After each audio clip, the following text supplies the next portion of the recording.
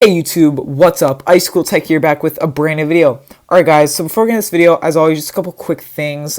First of all, if you guys didn't know already, I did start an Ice Cool Tech official Discord. You guys can check that out if you want to. Link is in the description below.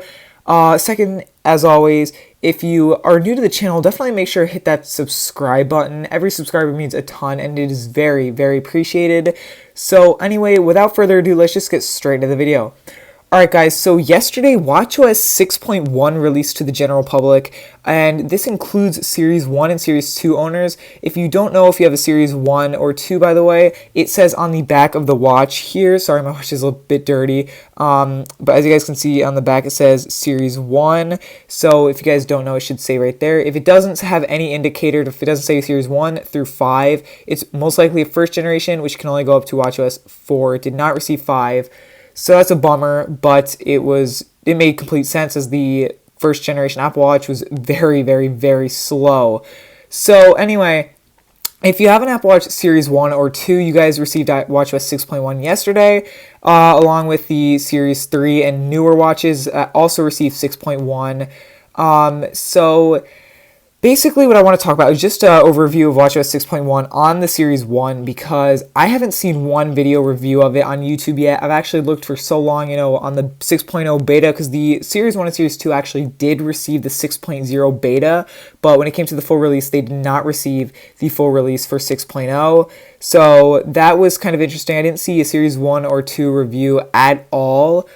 Same thing with 6.1 beta, and even to this point, I still haven't been able to find any reviews on the Series 1 or 2. And if you are rocking a Series 2 watch, it will be for performance and performance-related stuff. It should be about the same because the Series 2 and Series 1 share the exact same processor, just with different names. Series 1 is S1P, Series 2 is S2, but overall, they are the same processor, same performance.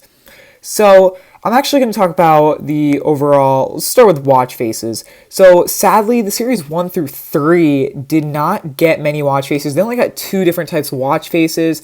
We got the Numerals Duo, and the Numerals Duo is actually, I'm okay with it. I've heard a lot of issues, a lot of people don't like it, but personally I kind of like it. So I use it. And the second watch face is right here, Numerals Mono. I'm not a fan of Numerals Mono myself, but you guys might be, so definitely check those out if you are a Series 1 or 2 owner and you guys just updated to watchOS 6. So yeah, only two watch faces. However, you can customize these a bit here. So if we go into the customization settings for Numerals Duo, we can change it from Arabic to Arabic. I'm not sure how to pronounce that. Arabic Indic. I'm not sure. And there's a ton of combinations here. I'm not going to try and pronounce that either. So we have these three on top of a couple. Oh, that's only three. My bad. Anyway, you can also choose a style. So for example, if we go all the way to the top here, you guys can see it's all filled in for the first style. The second style is the first number is filled in. The second number has is not filled in. And the third style, all of them are not filled in. So I prefer the middle option, the one with the top filled in, and that's what I use. Also, you can change the color, of course. For example, we have a ton of colors, actually. We have I, and then we have I. So 1, 2, 3, 4, 5, and 6, 7, 8, and then white, and then just a ton of colors. We have red, orange, clementine, apricot, just a ton of colors here. I'm not going to go through all of them because there's a lot. I was actually going through them the other night and there's just so many of them. So yeah, so regarding the watch faces, very similar customization options, by the way. So you only get the two, which is kind of upsetting. But overall, it's not that big of a deal in my opinion. For those of you out there that might be really looking for the watch faces, I'm sorry to let you guys know it's only the two. Anyway, let's move on to the second category, which I am just going to talk about battery life for that really quick because I need to get this out of the way since watchOS 6.1 just released for Series 1 and Series 2. The battery life on my watch actually hasn't been that bad for a first release. So right now I'm at 52%. I started the day off with 100%, and it is currently 2:57 October 30th Eastern Time. So throughout the day, we're talking about, I would say, 6:45 in the morning to right now about 3 p.m. I got 52%, and that is with use. I actually did use this throughout the day, decent amount of the time. So regarding the fact that the Series 1 and Series 2 have updated from watchOS 5 to 6 and all the features in between, so 6.0.1 the fixes and then 6.1 all those features, a lot of stuff is going on in the background, so this is pretty impressive battery life in my opinion. But battery life has not been bad at all, and it actually should improve over a couple days. I would give it like 2-3 days, and then you should start seeing normal battery life again. So that is really awesome. Now the performance, I just want to talk about the performance. Of course, you're going to see a slight decrease in performance for the first couple days as well, since again, there's just a lot of stuff going on in the background. But overall, the performance hasn't actually been that bad. And I'm going to be honest with you guys, compared to like watchOS 5, this has either been faster or the same. I'm shocked. I expected it to be a lot slower. I did not expect it to be as, sorry about that. I didn't expect it to be as fast as it is, but it is, and I'm very, very pleased with that. The performance has actually been great, especially for first release, and it's only been not even a day yet since I've installed this. So thumbs up on that one. Now we're going to be talking about full-on feature support. So as soon as you update, you'll notice you get numerous new icons. So to start with the old icons that have just been refreshed, for example, the remote icon got a new, the remote app got a new icon. Same thing with the reminders and the now playing application. Heart also has a new icon. So some refreshed icons here you guys can see. And as well as new apps, we got support for the calculator app, which iPads don't even have yet, which is kind of it's kind of sad. I'm going to be honest. If you want to use a calculator on an iPad, you actually have to download a third-party app. So I really hope Apple does implement a calculator into the iPad eventually. But it is what it is. Anyway, the calculator has the full functionality. We have the tip and percent function. If you force touch on the display, we get tip function and percent. And the calculator performance has actually been kind of slow. I don't know what that's about. It might just be bug, first update and everything. But it hasn't been unusable at all. You can definitely go ahead and use it. And it works perfectly fine as well. And the only issue I really have is the delete button. It's very hard to press. You have to press more with the numbers themselves. So if we go ahead here, you have to, see, all right. Yeah, if you tap around where the number itself is, you can sort of get it. Now that's probably due because of the bezel size on the Apple Watch Series 1 through 3. This is a 42 millimeter watch, by the way. So if you guys are using a 38 millimeter, I'm not sure how much harder that will actually be to press. So let me know down below if you guys have a 38 millimeter Series 1 through 3 that's on watchOS 6. Let me know, how it is and everything. So the next feature I want to talk about, or the next app rather, is the Find My app. I'm not going to go into that because, obviously I have people on there that I don't want to show you guys, but we now get the Find My app, which is really awesome on the watch. It's actually very helpful, and I believe due to this, I noticed that you can actually receive verification codes right on your watch. In watchOS 5 and earlier, you could not receive verification codes from iCloud on your watch, but now you can, and it even emits the tone that you would get when you get a verification code on your phone. Same sound, which is really cool, honestly. I've never heard that sound on a watch until last night. So that was actually really awesome. I'm really glad you can just look at your wrist for a verification code now. No need to pull out your phone for that. So really awesome there. Voice memos, pretty useless to me, but those of you out there, it might help a lot. I'm not sure that I'm probably not going to be using it at all, but for those of you that could actually use that, it is there. Reminders, we got the new redesigned Reminders app for the watch, which is really cool, and I actually really like this redesign. The old Reminders app was just, I don't know, it wasn't good in my eyes. I believe this new Reminders app is phenomenal. It's very organized, and all you have to do is just scroll down. You can see today's scheduled, all flagged reminders, add reminder, and if we tap add reminder, you can go ahead and just add a brand new reminder by using dictation, scribble, or an emoji, which I'm not sure how you'd do this with an emoji, but if you can, it's pretty good. You can speak emoji. All right. Next thing is actually the where is it? The settings app. This is something I do want to talk about. We got new settings in watchOS 6.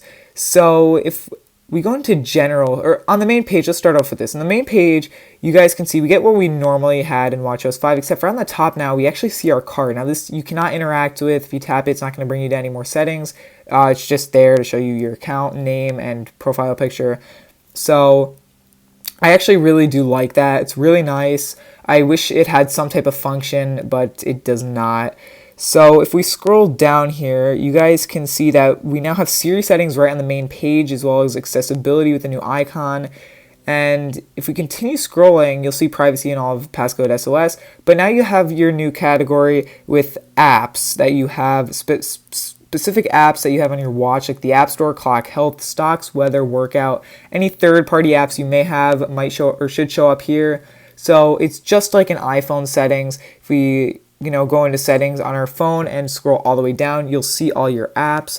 So I actually really like this. It's very clean and refreshing, and just I love it personally. If we go into general here, there's some new options here too. As you guys can see, we now have software updates, so you can check for updates directly from the watch, which is really awesome. I'm actually very glad they added this. That's something I've wanted since I actually got my watch. And if we scroll down, you guys can see some new options such as dictation and screenshots. How it now has its own section. If you tap screenshots, enable screenshots. So if we look down here really quick, profiles, completely new category. This is for configuration profiles and watchOS data profiles. So anyway, if we exit the app here, just to speed things up because it is taking a lot longer than I expected, I'm just going to go over a couple quick, just mention a few things that came out as well. So with the watchOS 6 on the Series 1 and Series 2, we got the new cycle tracking app, redesigned music app, and the books app, as well as podcasts. All right, so just to get those out of the way, because I really want to talk about the App Store. So originally, I thought that the App Store was actually going to be kind of watered down on the watchOS on the Apple Watch Series 1 and Series 2 models, but that's not the case at all, actually. In fact, it's the complete opposite of that. The App Store on the Series 1 and Series 2 is surprisingly not watered down at all. I've already downloaded a couple apps right from the watch without the phone at all, and I'm really impressed. This is exactly what the newest watches have. You can search for apps. There's all the categories on the main page. You force touch on the display, it will ask you to search for an app. So this, just in case you guys were wondering what you have. So if we go into just one of these apps, let's go to Calm right here. And you can see once we tap on it, we're going to end up getting the Get button, the icon. It looks just like the iOS App Store. We have our pictures here, which is really cool. You can actually tap on these to zoom into. The App Store is probably one of the heaviest apps on the watch, and so it does take a little bit of time to load, but it's really, really awesome to have. You guys can see it shows the about. If you tap on this, it shows you the whole description here. There's a lot here for this one, as you guys can see. If we go back, you guys see developer, what's new in I believe it is the 2 most recent versions that you view in this one. As you guys can see right here, we have 19 hours ago. It's just the latest version.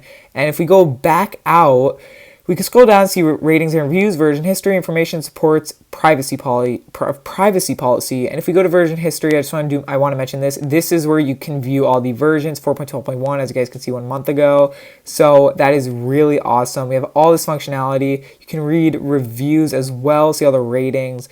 The App Store is actually very well optimized for the watch. So really, really awesome that we get the App Store on the Apple Watch Series 1 and 2 models.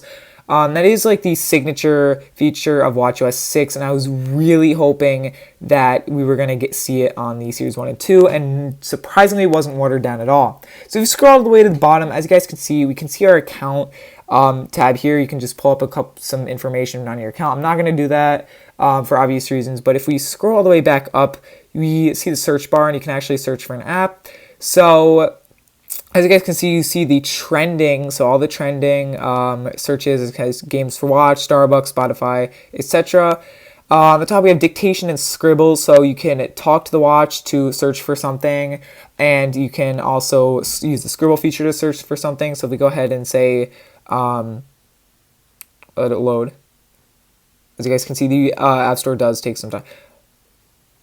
Calm.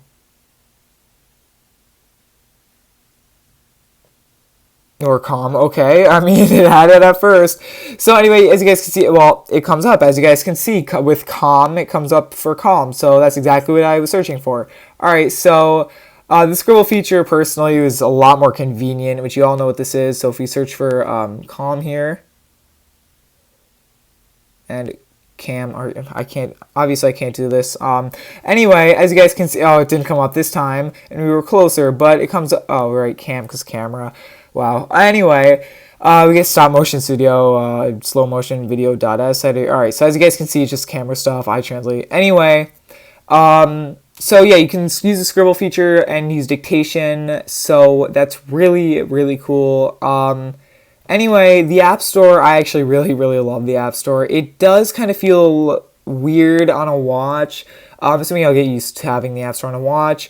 But anyway, that's just my overview of all the main features for watchOS 6 on the Apple Watch Series 1.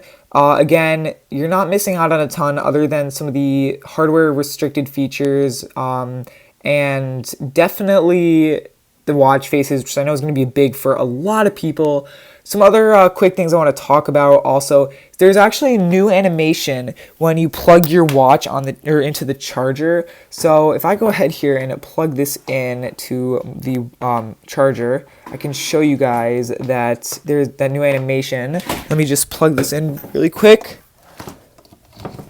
All right, so you guys can see, plug it in. You guys can see the new animation. As you guys can see, it starts out filled in, and then it goes to the normal page, as you guys can see here. So that is pretty cool. I actually really like it.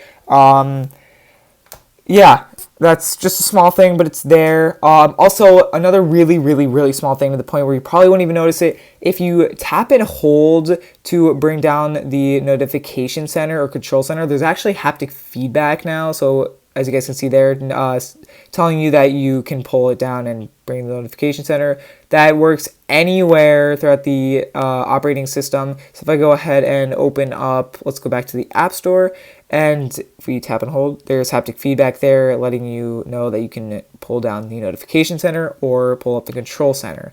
So that is really awesome. I'm really loving watchOS 6.1 on the Apple Watch Series 1. I'd actually recommend updating to watchOS 6.1 if you haven't watched Apple Watch Series 1 or 2. That is if you're on watchOS 5, definitely. If you guys are happy on watchOS 4, or even really happy on watchOS 5, then definitely stay there. You can always update whenever you want to. Sorry about my dog in the background. But you can always update. You can't downgrade. So if you guys do update, you won't be able to go back. Anyway, guys, that's all I have for this video. Again, really sorry about my dog. She's just going crazy out there. So I'll see you guys in the next one. Peace out. Remember, if you did enjoy this video, definitely make sure to leave a like down below. And if you are new, subscribe to the channel for more. I'll see you guys in the next one. Peace out.